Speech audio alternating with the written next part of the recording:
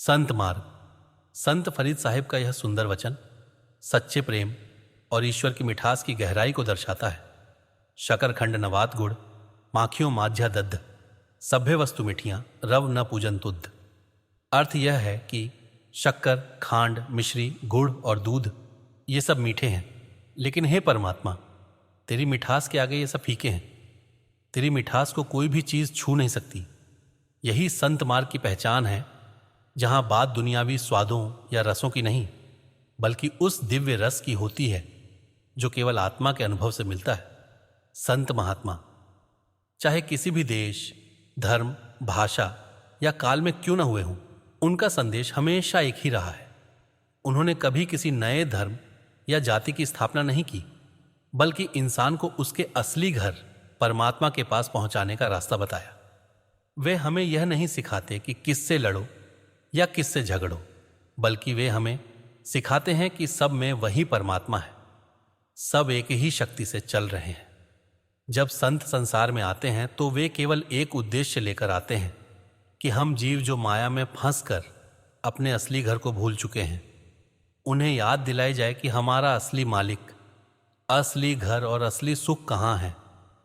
लेकिन अफसोस यह है कि जब संत चले जाते हैं तो हम उनके उपदेशों को भूलकर केवल उनके नाम पर कर्मकांड और बाहरी पूजा में लग जाते हैं। वही संत जो हमें अंदर के मार्ग की ओर बुलाते हैं, हम उनके नाम पर मंदिर, मज़ारें और ढांचे बनाकर बाहर बाहर पूजा करने लगते हैं। यही कारण है कि धीरे धीरे उनकी जीवित शिक्षा सीमाओं और पंथों में बढ़ जाती है। संत कहते हैं, यह पूरी रचना स्वयं से नहीं बनी, इसका एक रचयिता है, एक मालिक है, वही परमात्मा है जिसने सब कुछ बनाया। उसी ने यह धरती, आकाश, तारे, जल और अग्नि बनाई, और वही हमारे भीतर भी विराजमान है। हमारी आत्मा उसी परमात्मा का अंश है। जिस तरह समुद्र से एक लहर उठती है, उसी तरह हमारी आत्मा उस अनंत सागर परमात्मा से निकली है। उस समुद्र की हर बूंद में वही स्वाद है जो पूरे सागर में है, बस अंतर केवल विस्तार का है। कबीर साहिब कहते हैं, कहू कबीर इहू राम की अंश। अर्थ, यह आत्मा उसी राम का अंश है। तुलसी साहिब कहते हैं, चौथे लोक वसत एक स्वामी, जीव अंश उस अंतर्यामी। अर्थ, चौथे लोक परमधाम में एक ही स्वामी है और जीव उसी अंतर्यामी का अंश है। गोस्वामी तुलसीदास जी रामचरितमानस में लिखते हैं, ईश्वर अंश जीव अविनाशी, चेतन अमल सहज सुख राशि। अर्थ, जीव उस ईश्वर का अंश है जो चेतन, निर्मल और आनंद का स्रोत है। गुरु नानक देव जी भी यही सत्य बताते हैं। आत्मा मही राम, राम मही आत्म, चीणे गुरु विचार। अर्थ, आत्मा में परमात्मा है और परमात्मा में आत्मा है। जब संत गुरु के विचार से यह पहचान हो जाती है, तब जीव को अपने भीतर ही मालिक का दर्शन होता है। संत उदाहरण देते हैं, जैसे वट वृक्ष, बरगद का पेड़ बहुत विशाल होता है, लेकिन उसका बीज बहुत छोटा। अगर कोई कहे कि इतने छोटे बीज में इतना बड़ा पेड़ है, तो हम मानेंगे नहीं। पर जब वह बीज धरती में बोया जाता है तो धीरे धीरे वही बड़ा पेड़ बन जाता है। तब हमें विश्वास हो जाता है कि हाँ, उस छोटे से बीज में इतना विशाल वृक्ष छिपा था। इसी प्रकार हमारी आत्मा में भी वही परमात्मा छिपा हुआ है, पर हम जब तक भीतर नहीं झांकते, जब तक संतों के बताए मार्ग पर नहीं चलते, तब तक हमें यह रहस्य समझ नहीं आता। गुरु नानक साहिब कहते हैं, जब हम संतों के उपदेश पर चलकर भीतर खोज करते हैं, तब पता चलता है कि परमात्मा आत्मा में और आत्मा परमात्मा में है। यह मिलन किसी बाहरी साधन से नहीं, बल्कि अंतर्मुखी होकर ध्यान और सुमिरन से होता है। आज हम उस मालिक से अलग होकर मन और माया के जाल में फंस गए हैं। हमारी आत्मा ने मन के साथ गठबंधन कर लिया है और मन इंद्रियों के भोगों में डूब गया है। रूप, रस, गंध, स्वाद और स्पर्श में ही लगा रहता है। यही कारण है कि आत्मा को बार बार जन्म और मरण के चक्र में आना पड़ता है। ऋषियों ने इस संसार को कर्म भूमि कहा है। पैगंबर मोहम्मद साहिब ने इसे आखिरत की खेती कहा, अर्थात यह संसार परलोक की खेती है। जो हम यहाँ बोते हैं वही आगे काटते हैं। गोस्वामी तुलसीदास जी कहते हैं, कर्म प्रधान विश्व रचि राखा, जो जस कीन तास फल चाखा। अर्थ, यह संसार कर्म प्रधान है। जो जैसा कर्म करता है वैसा ही फल पाता है। गुरु नानक देव जी कहते हैं, दोष न देऊ किसै, दोष कर्म अपने आह, जो मैं कीता सो मैं पाया, दोष न दीजय आव। अर्थ, किसी को दोष मत दो, जो कुछ हुआ वह अपने कर्मों का परिणाम है। हम जैसा बोते हैं वैसा ही फल काटते हैं। संत समझाते हैं कि अगर हम गेहूं बोते हैं तो गेहूं ही काटेंगे, और अगर हम कांटे बोते हैं तो कांटे ही मिलेंगे। यही कर्म का सिद्धांत है। हमारे हर कर्म का फल हमें भुगतना ही पड़ता है। अच्छे कर्म का परिणाम सुख होता है, बुरे कर्म का परिणाम दुख। परंतु चाहे सुख हो या दुख, दोनों ही इस शरीर और संसार के बंधन में बांधते हैं। संत तुलसी साहिब कहते हैं, अच्छे कर्म हमें स्वर्ग तक ले जा सकते हैं और बुरे कर्म नरक में गिरा सकते हैं, पर दोनों जगह आत्मा बंधी रहती है। जब तक आत्मा शरीर और कर्म के बंधनों से मुक्त नहीं होती, तब तक वह असली आजादी नहीं पा सकती। स्वामी जी महाराज कहते हैं, कर्म जो करेगा तू, वही फिर भोगना भरना। अर्थ, जैसा कर्म करेगा वैसा ही फल भुगतेगा। सहजोबाई कहती हैं, पशु पंछी नर सुर असुर जलचर कटपतंग, सभी उत्पत्ति कर्म की, सहजो नाना रंग। अर्थ, सारे जीव, देव, दानव, मनुष्य, पशु, पक्षी सब अपने कर्मों के अनुसार ही जन्म लेते हैं। मनुष्य इस संसार में अपने कर्मों के अनुसार ही सुख और दुख भोगता है। अमीरी गरीबी, स्वास्थ्य बीमारी, ऊंच नीच सब कर्मों का ही परिणाम है। कोई सेठ बनता है, कोई गरीब रहता है, कोई स्वस्थ है, कोई रोगी, कोई राजा है, कोई भिखारी। यह सब कर्मों की गणना है। संत समझाते हैं कि जब तक जीव इन कर्मों से मुक्त नहीं होता, तब तक वह आत्मिक शांति नहीं पा सकता। स्वर्ग और नरक भी अस्थायी हैं। असली मुक्ति तब मिलती है जब आत्मा सद्गुरु की कृपा से कर्मों के बंधन काटकर परमधाम लौट जाती है। जाति और धर्म, संत महात्मा सदा से यही समझाते आए हैं कि उस मालिक की कोई जाति, धर्म, मजहब या कौम नहीं है।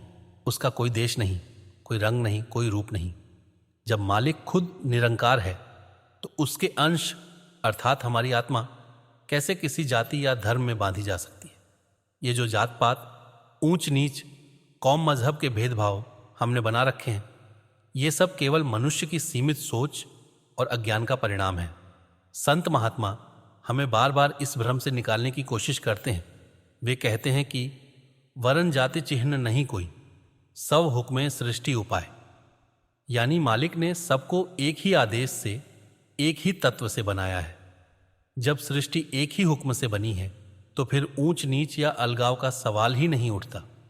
जिस तरह समुद्र का पानी खारा है, तो उसकी हर लहर भी खारी ही होगी। उसी तरह उस एक निरंकार परमात्मा की आत्मा जब शरीर रूप में आती है, तो उसका स्वरूप भी उसी मालिक जैसा ही होता है, शुद्ध, निर्मल, प्रेममय। परंतु जब आत्मा शरीर में आकर मन, माया और कर्मों के जाल में फंस जाती है, तब वह अपने वास्तविक स्वरूप को भूल जाती है और बाहरी भेदभावों में उलझ जाती है। कबीर साहिब ने इसी सच्चाई को समझाते हुए कहा, जात पात पूछे ना कोई, हरि को भजे सो हरि का हुई। जिसने परमात्मा का भजन किया वह परमात्मा का हो गया। वहां किसी जात या धर्म का प्रश्न ही नहीं उठता। वहां केवल प्रेम और भक्ति की कीमत है। गुरु नानक देव जी भी यही फरमाते हैं, जित्थे लेखा मंगिए तित्थे देह जात न जाई। जब आत्मा उस दरबार में पहुंचती है जहां उसके कर्मों का लेखा जोखा होता है, तो वहां न शरीर जाता है न जात पात जाती है। वहां तो केवल आत्मा जाती है और वही उत्तर देती है कि उसने जीवन में कितना प्रेम किया, कितनी भक्ति की।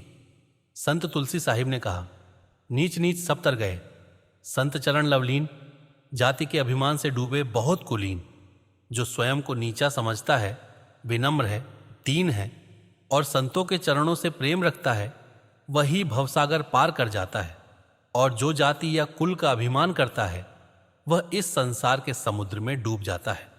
संत पलट साहिब ने भी चेताया, पल ऊंची जात का मत कोई करे हंकार, साहिब के दरबार में केवल भक्ति प्यार। मालिक के दरबार में केवल प्रेम और भक्ति की ही कदर है। वहां किसी की ऊंची जात या कुल का कोई मूल्य नहीं। इसलिए जो सच्चा भक्त है, वह बाहरी भेदभावों से ऊपर उठकर केवल नाम की कमाई करता है। गुरु नानक देव जी कहते हैं, विन नामे सब नीच जात है। विसटा के कीड़े हुए जो नाम की कमाई नहीं करता, वही वास्तव में नीच है, चाहे वह किसी भी ऊंचे कुल में क्यों न जन्मा हो। जो मनुष्य अपने हृदय में नाम बसाता है वही सबसे ऊंचा है। जिस नाम हृदय सोई बड़ राजा, जिस नाम हृदय तिस पूरे काजा। जिसके हृदय में नाम बसा है उसके सारे काम सिद्ध हो जाते हैं। वह सच्चा राजा है, क्योंकि उसने उस अमर दरबार का राज्य पा लिया है। इसलिए मालिक की जात, कौम, मजहब या देश, वही हमारी आत्मा की जात, कौम, मजहब और देश है। जब हम इन बाहरी भेदभावों से ऊपर उठ जाते हैं तभी सच्चे अर्थों में भक्ति का आरंभ होता है। परमात्मा हमारे अंदर है। संत महात्मा हमें अपने अनुभव से बताते हैं कि जिस परमात्मा को हम बाहर ढूंढ रहे हैं वह वास्तव में हमारे अंदर ही विराजमान है। वह बाहर नहीं बल्कि हमारी आत्मा के गहरे केंद्र में वास करता है। गुरु नानक देव जी फरमाते हैं, सब कुछ घट मही बाहर ना ही, बाहर ढूंढे सो ब्रह्म भुलाही।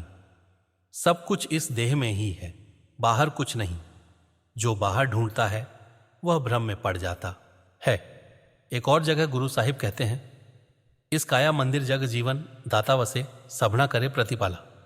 यह देह मंदिर है, इसमें जगत का जीवन दाता बैठा है जो सबका पालन करता है। कबीर साहिब कहते हैं, जो तिल में तेल है, जो चकमक में आग, तेरा पीतम तुझ में है, जाग सके तो जाग। जिस प्रकार तिल के अंदर तेल है, पत्थर में आग है, उसी प्रकार परमात्मा भी हमारे अंदर है।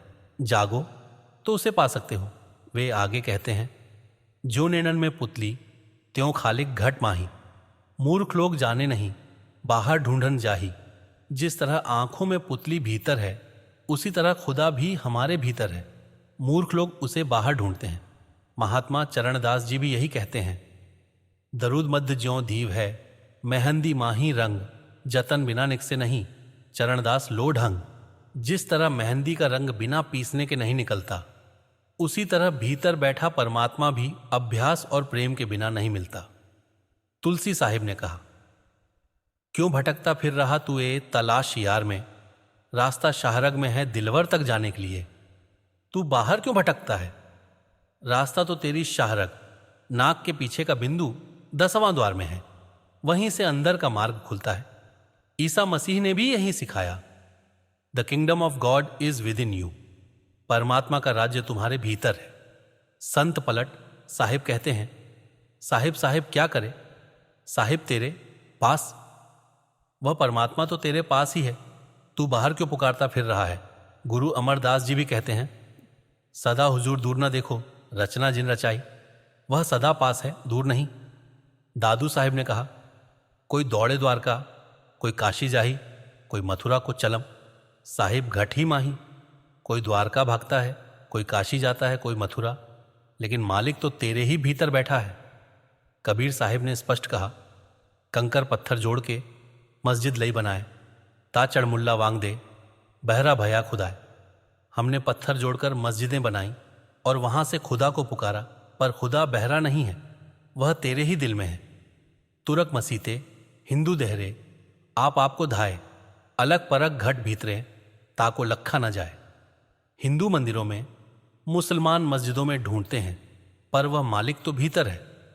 तुलसी साहिब कहते हैं, नकली मंदिर मस्जिदों में जाए सदा अफसोस है, कुदरती मस्जिद का साकिन दुख उठाने के लिए।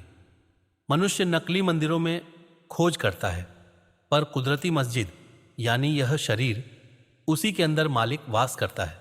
बुल्ले शाह कहते हैं, भट नमाजा चक रोजे, कलमे दे सिर स्याही, बल्ले नू शौह सच्चो मिलिया, भूली फिरे लोकाई। लोग दिन रात नमाजें पढ़ते, रोजे रखते हैं, पर जिन्हें सच्चा प्रेम मिला वही मालिक से मिले। इसीलिए गुरु अमरदास जी ने कहा, हरि मंदिर एहू शरीर है, गिघरान रतन प्रगट हुए। यह शरीर ही सच्चा हरि मंदिर है, इसमें वह रतन, वह ज्योति छिपी है। हम मंदिरों, मस्जिदों, गिरजाघरों को साफ सुथरा रखते हैं, लेकिन इस शरीर मंदिर को, जहां मालिक खुद बैठा है, गंदा कर देते। बुरे विचारों से, क्रोध, वासना, ईर्ष्या, अहंकार, लालच से इसे दूषित करते रहते हैं। अगर हम अपने अंदर के इस मंदिर को भी उतना ही पवित्र रखें जितना बाहरी मंदिर को रखते हैं, तो हमें वह प्रभु पल भर में मिल सकता है। होमे का असली स्वरूप बहुत सूक्ष्म है। यह केवल इतना नहीं कि कोई अपने आप को बड़ा समझे या दूसरों को छोटा, बल्कि होमे वह अदृश्य दीवार है जो आत्मा को परमात्मा से अलग रखती है। यह वह भ्रम है जो हमें यह महसूस कराता है कि मैं कुछ हूं। जैसे ही मैं का भाव आता है, तू गायब हो जाता है, और जब तू का भाव आता है, जब मन पूरी तरह से तू ही तू में लीन हो जाता है, तब मैं का अस्तित्व मिट जाता है। यही वह क्षण है जब आत्मा का मिलन अपने मालिक से होता है। गुरु नानक साहिब ने बहुत ही कोमल शब्दों में कहा, हौमी विच खाया, हौमी विच गया, हौमी विच जमिया, हौमी विच मुआ। यानी यह होमे ही है जो जन्म देती है, मृत्यु देती है, बार बार हमें संसार में फंसाती है। जब तक मैं का भाव जीवित है, परमात्मा की अनुभूति असंभव है। बाबा बुल्ले शाह ने इसी बात को बेहद सच्चे अंदाजा में कहा, जद मैं रहा न मैं तद खसम मिलाया। जैसे ही मैं मिटा, मालिक अपने आप प्रकट हो गया, क्योंकि मालिक कहीं बाहर नहीं, वह तो हमारे अंदर ही बैठा है। बस पर्दा मैं का है। संत हमें समझाते हैं कि आत्मा और परमात्मा के बीच की दूरी कोई भौगोलिक नहीं, यह केवल मन और होमे की दूरी है। मन ने अपनी पहचान झूठे शरीर, नाम, पद, रिश्तों और संपत्तियों में बांध रखी है। इसलिए आत्मा अपने घर का रास्ता भूल चुकी है। जब तक मन ये मानता रहेगा कि यह मेरा घर है, ये मेरी पत्नी है, ये मेरा बेटा है, ये मेरी दौलत है, तब तक आत्मा कैद में रहेगी। परमात्मा कहता है, सब मेरा है, तू भी मेरा है। पर जीव कहता है, सब मेरा है, तू नहीं। यही द्वैत है, यही होमे की सबसे बड़ी जड़ है। कबीर साहिब कहते हैं, होम न मरे न भक्ति होए, भक्ति बिना सतगुरु न हुए।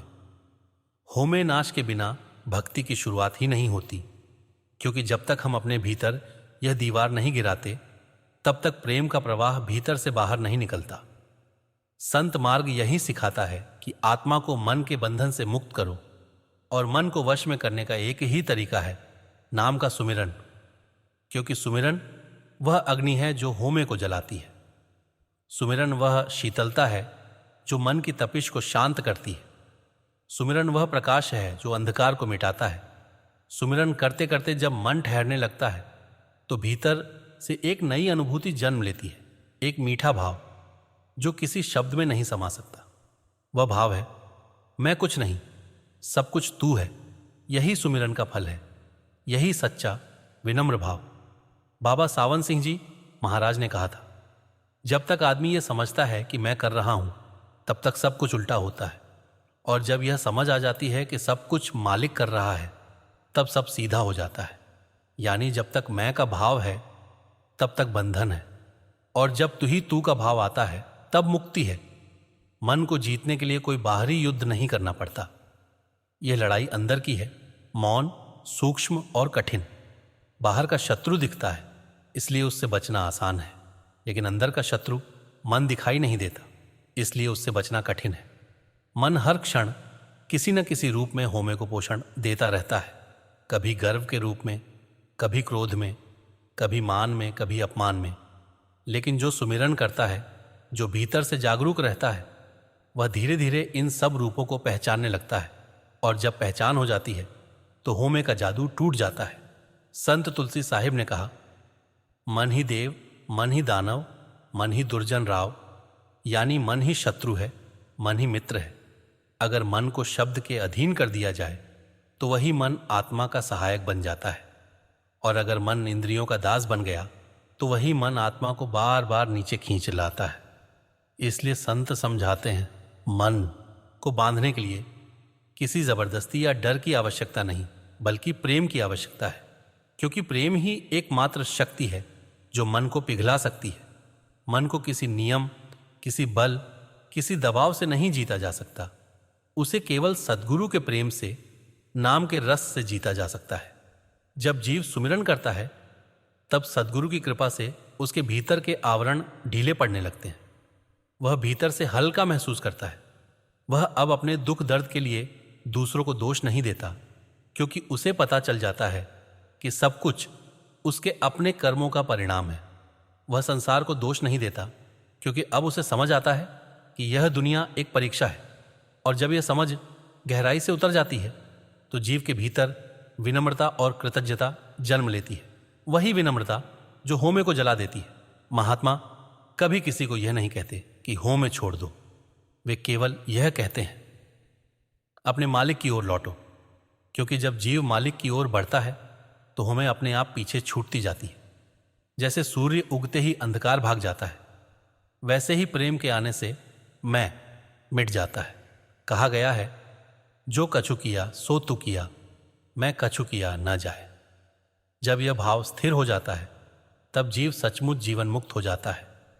अब वह न किसी से ईर्ष्या करता है, न किसी पर क्रोध करता है, न कोई उसका शत्रु है, न कोई पराया। वह हर एक में अपने मालिक की झलक देखने लगता है। और यही वह अवस्था है जिसे संत कहते हैं होमे रहित जीवन। ऐसा व्यक्ति संसार में रहकर भी संसार से परे होता है। वह व्यापार करता है, परिवार में रहता है, लेकिन उसका मन अब किसी भी वस्तु का गुलाम नहीं होता। उसके कर्म तो चलते हैं, पर करने का भाव मिट जाता है। यही असली भक्ति है। कर्म करो पर कर्तापन छोड़ दो। एक बार बाबा जी से किसी ने पूछा, सद्गुरु होमे कैसे मिटे? उन्होंने उत्तर दिया, जब तू सच्चे मन से यह मान ले कि जो कुछ हो रहा है वह मालिक की मर्जी से हो रहा है, तब तेरी होमे खुद ही मिट जाएगी। क्योंकि होमे तब तक ही रहती है जब तक हम अपने को कर्ता मानते हैं। जैसे ही हम समझ जाते हैं कि हम केवल एक माध्यम हैं, तब सारी गांठें खुल जाती हैं। इस संसार का हर प्राणी किसी न किसी रूप में अपने अहंकार से पीड़ित है। कोई ज्ञान का अहंकार करता है, कोई धन का, कोई पद का, कोई सेवा का और कोई भक्ति का भी। यहाँ तक कि कोई कोई तो यह सोचकर भी गर्व करता है कि मैं विनम्र हूँ। लेकिन जब सद्गुरु की कृपा होती है तब यह सब आवरण उतरने लगते हैं। फिर जीव समझता है कि न मैं कुछ जानता हूँ, न मैं कुछ करता हूँ। सारी शक्ति, सारा प्रेम, सारी भक्ति सब उसी की है। और जब यह समझ गहराई में बैठ जाती है तब आत्मा सचमुच अपने मालिक से मिल जाती है। संत दादू साहिब के ये शब्द इसी अवस्था को दर्शाते हैं। दादू दावे दूर कर, बिन दावे दिन काट। यानी जब तक दावा रहेगा मैं हूं तब तक दूरी रहेगी, और जब दावा मिट जाएगा तो परमात्मा का अनुभव अपने आप हो जाएगा। जीवन में असली शांति, असली आनंद और असली प्रेम तभी मिलता है जब यह मैं समाप्त होता है। फिर आत्मा एक मधुर शून्यता में डूब जाती है, जहां कोई चाह नहीं, कोई भय नहीं, कोई द्वेष नहीं। वह केवल एक रस में लीन रहती है, शब्द के रस में, सद्गुरु के नाम में। होमे तब तक रहेगी जब तक हम यह सोचेंगे कि मैं कर रहा हूं, और जैसे ही यह भाव जागे कि सब कुछ वही कर रहा है, तब होमे मिट जाएगी और आत्मा अपने असली घर, अपने सद्गुरु, अपने परमात्मा से जा मिलेगी। मन तू ज्योति स्वरूप है, अपना मूल पछाण। यही संतों का संदेश है। अपने भीतर झांक, अपना मूल पहचान।